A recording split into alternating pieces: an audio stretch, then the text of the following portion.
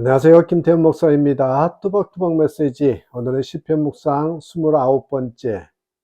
우쭐함으로 사는 그대에게, 우쭐함으로 사는 그대에게. 시편 29편 1절에서 11절의 말씀 가지고 뚜벅뚜벅 함께 걸어가겠습니다. 오늘 본문의 시는 다윗이 지은 것입니다. 여호와께 그의 이름에 합당한 영광을 돌리라 라고 선포하고 있습니다. 우리가 잘 아는 것처럼 다윗은 이스라엘의 위대한 왕입니다. 지금까지도 이스라엘 백성들이 가장 존경하는 역사적인 인물 1위 하면 손꼽는 사람이 다윗이지요. 이스라엘의 왕쯤 되니까 여호와의 이름에 합당한 영광을 돌리라고 말할 수 있을 것이라고 생각하기 쉽습니다. 그러나 그렇지 않습니다.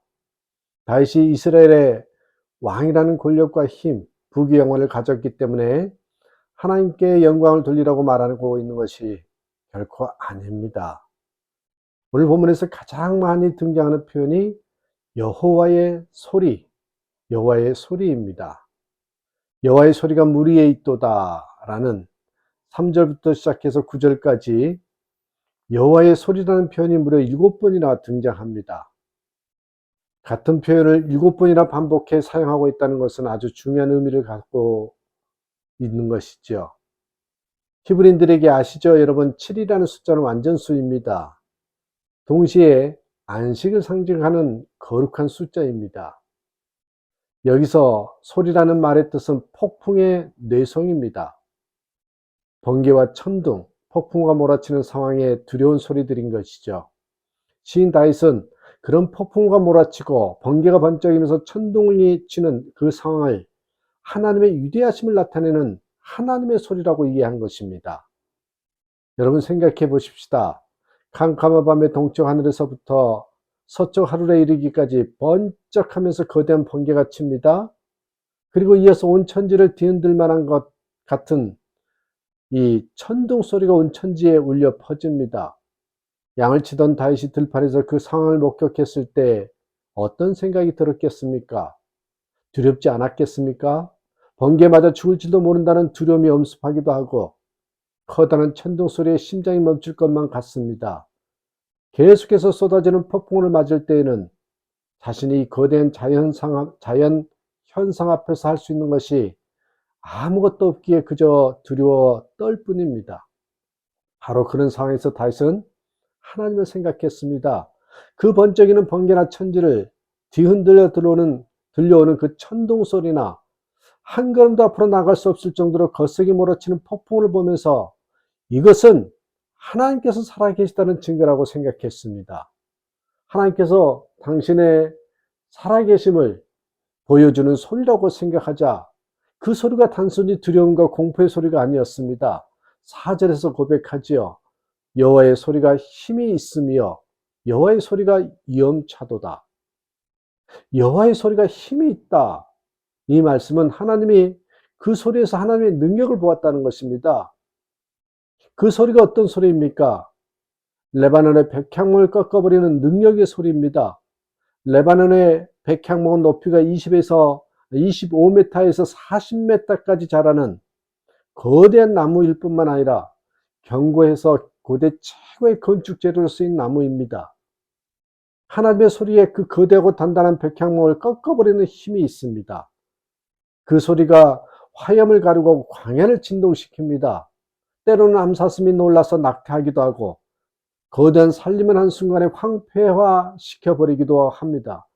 그런 거대한 소리의 다윗 자신은 정말 아무것도 아님을 철저하게 깨닫습니다. 왕이라는 자신의 권력도 그 하나님의 소리 앞에서는 아무것도 아니고 사람들이 칭찬하며 박수를 쳐주는 그 인기도 아무것도 아닙니다. 하나님 앞에 서보니 자신은 그저 작고 작은 미물에 지나지 않습니다. 여러분, 바로 여기에서 우리가 하나님을 바라볼 수 있고 하나님의 이름에 합당한 영광을 돌려드릴 수가 있습니다.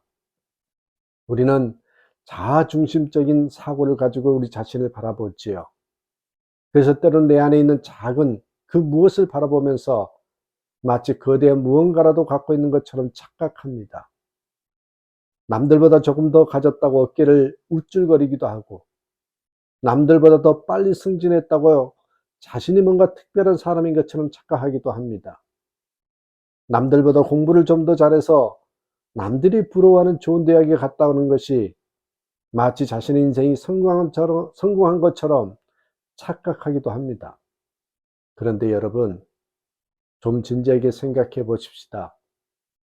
우리를 남들 앞에 우쭐거리게 만드는 그 모습이 하나님 앞에서 얼마나 자랑스러운 것이 되겠습니까? 하나님께서 작은 소리로 말씀하시는 번개나 천둥과 같은 자연 현상 앞에 우리의 그 모습을 내놓고 진지하게 생각해 보십시다. 자랑할 것이 뭐가 있습니까? 어깨를 우쭐거릴 만한 것이 무엇입니까? 그렇게 하나님의 섭리하시는 손길 아래서 우리 자신을 바라볼 줄 알아야 우리가 하나님 앞에 아무것도 아니라는 것을 깨닫고 위대하신 하나님께 영광을 드릴 수 있습니다.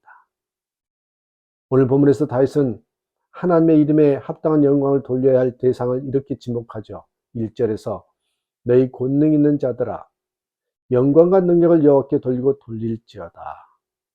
여러분, 우리에게 마땅히 찬양과 영광을 받으셔야 할 분은 오직 하나님 한 분밖에 없습니다. 이 세상 그 어떤 존재도 영광 받을 수 없습니다. 그런데 어떻습니까? 우리의 죄악된 마음에는 우리가 누군가로부터 칭찬을 받아야 하고 누군가로부터 박수를 받아야 한다는 생각이 가득하지 않습니까? 사람들이 나를 알아주지 않으면 괜히 섭섭하고 나보다 낫다고 생각하는 사람이 나를 높여주지 않으면 괘씸한 생각이 들기도 합니다.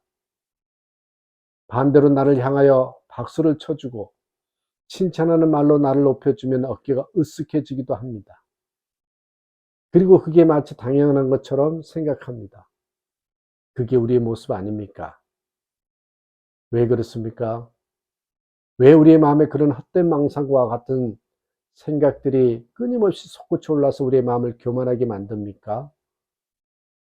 그것은 우리가 그렇게 사람들로부터 칭찬을 받아야 할 마땅한 존재이기 때문이 아니라 우리 안에 있는 그 죄성이 우리를 그렇게 부추기기 때문이지요.